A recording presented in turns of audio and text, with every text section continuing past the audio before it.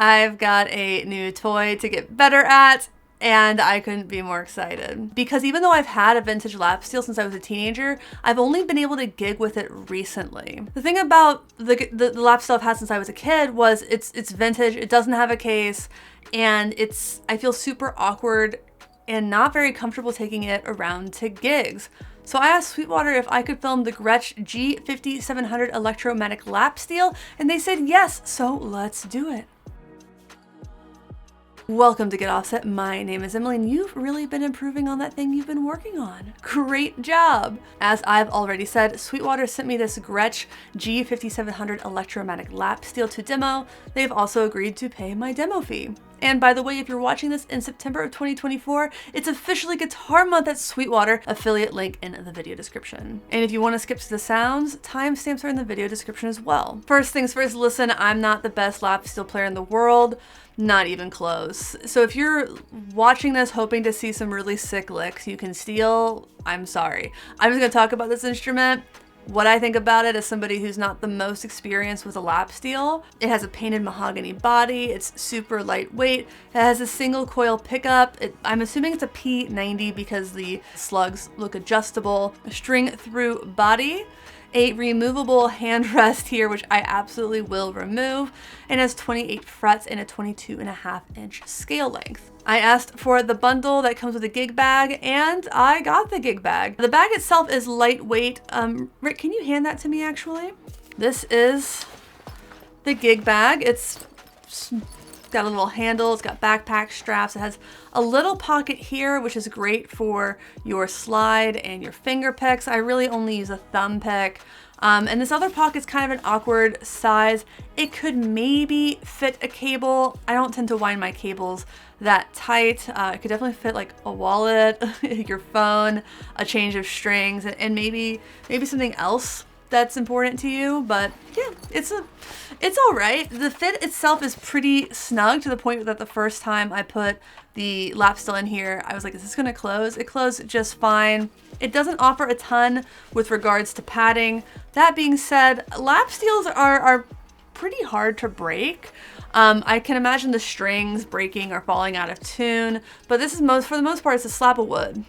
And the headstock is probably like the part that you wouldn't want to step on or have something weighing on. But for the most part, I think that's a sufficient gig bag to pull up to a gig. It's fine. It gets the job done, and I'm really happy to have it. So I'm gonna play this through a few plugins from Guitar Rig 7 by Native Instruments. I'll put those patches on the screen for you, probably right there as I go. So there's three. One is very clean, one's a little overdriven, and one is just kind of fun. I'm playing an open E, so it's just an E chord. Obviously it's out of tune, but this is an E. This is a B. This is also an E. This is a G sharp. This is a B. There's my problem.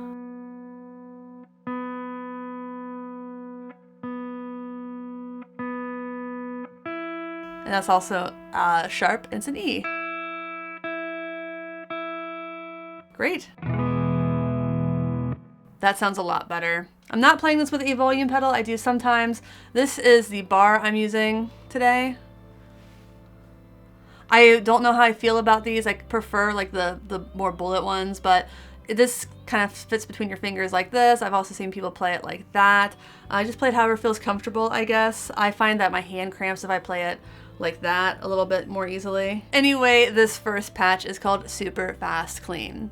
I know it looks like it has a lot going on over here, but really it's mostly EQ, compression, echo, and reverb. The default patch has a chorus, but I removed that. I don't think steel guitar and chorus super duper get along. I don't think it's not really my thing, but it might be yours, and that's fine. So let's go ahead and hear it again. Open E means we have E here, E here, and then that's the A and the B.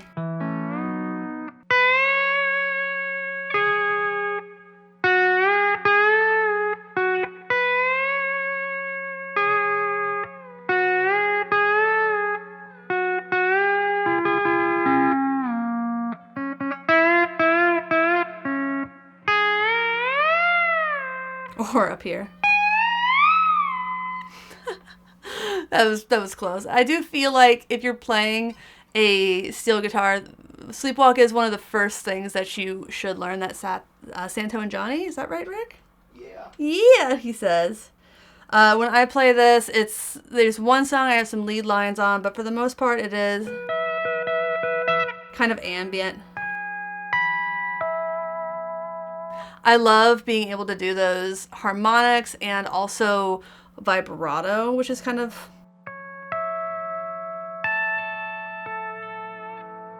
a nice thing to be able to do. That being said, it is really a little bit awkward for me to play this without accompaniment, because it's a little bit harder for me to hear if I'm sharp or flat without it being in a mix with other instruments. So please do be kind to me there. But as far as cleans go,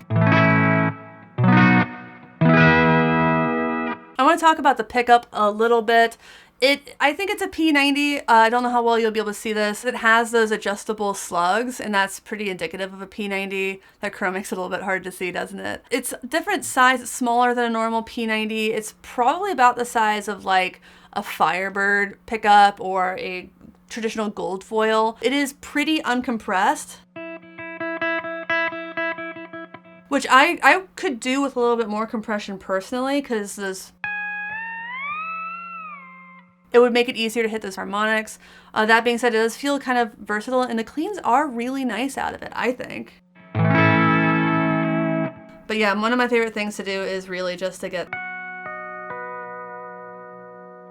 harmonics with the vibrato. That's a big way of big part of how I play this instrument. If you're enjoying this video, please consider liking, commenting, and subscribing. We also have a Patreon that grants access to our exclusive Discord server, as well as affiliate links in the video description. Next up, we have a patch called Right in the Middle. It's similar to the last one, as you can see, still pretty simple, but it's a bit more overdriven.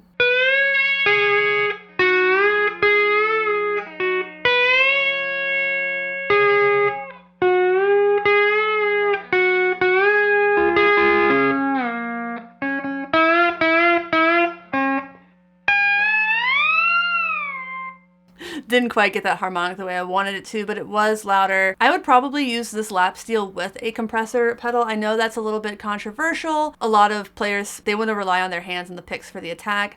I don't like using picks on my fingers. A big part of that is because it makes it so much harder to hit those harmonics. And that's something that I very much enjoy doing with this instrument. But it's, you know,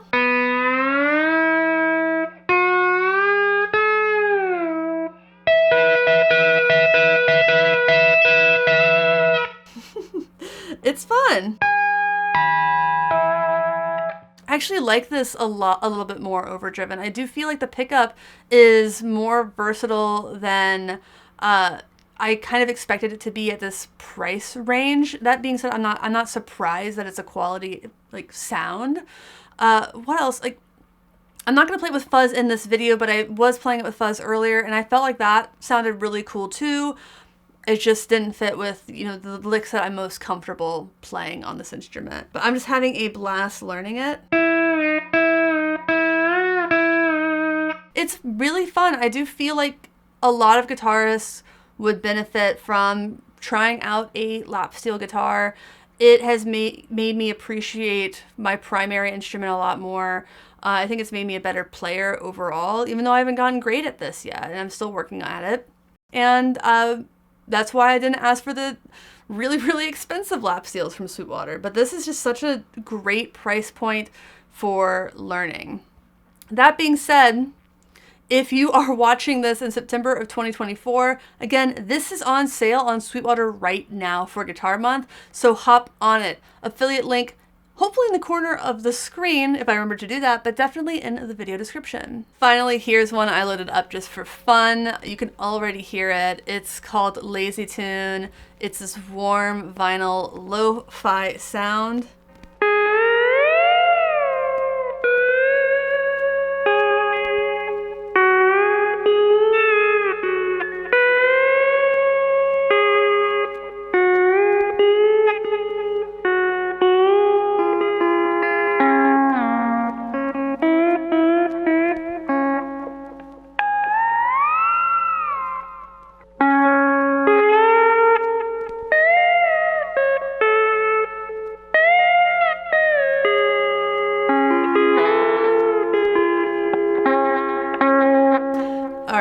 So I was having some trouble with those hole bends,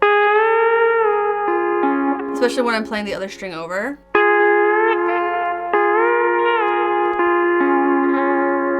I'm gonna work on that. I think that might be the string spacing a little bit. If these were a little bit farther apart, you could get those behind the bar bends a little bit more easily. But I love this kind of sound with this instrument.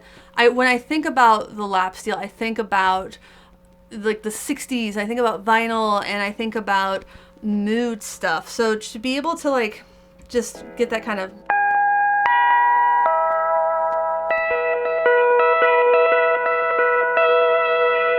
those kinds of sounds, I really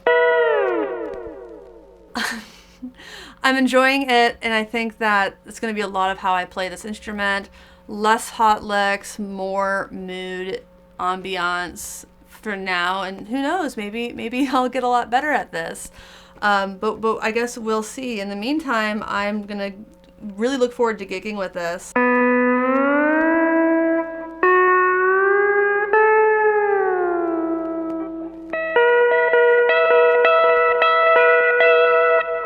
So nice and warm.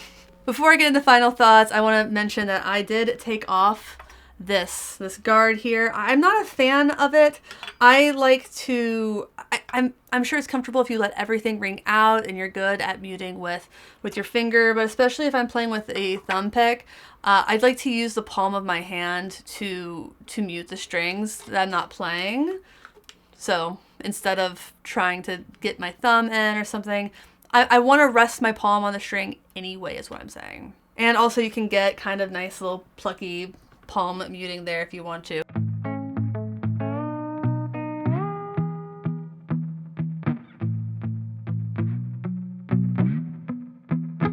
You can't do that without that. The other thing I will say is when this guitar came, the strings were, the guitar had been around for a while, so the strings weren't new, they weren't fresh. When you're looking to get strings for a guitar like this, a lap steel, I do recommend getting a set that's made for lap steel in the tuning of your choice, whether that's open E or C6 or whatever it is. Getting a set of 12 or something for your collection, it's not gonna sound the best. You want this G string especially to be wound, which is more of an acoustic thing.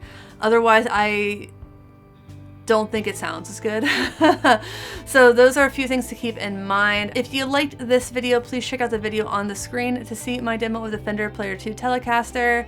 I'm sure you'll love that one as well. As always, you can like, comment, subscribe to support this channel. Thanks for watching, thanks for understanding. Until next time, my name is Emily. Goodbye.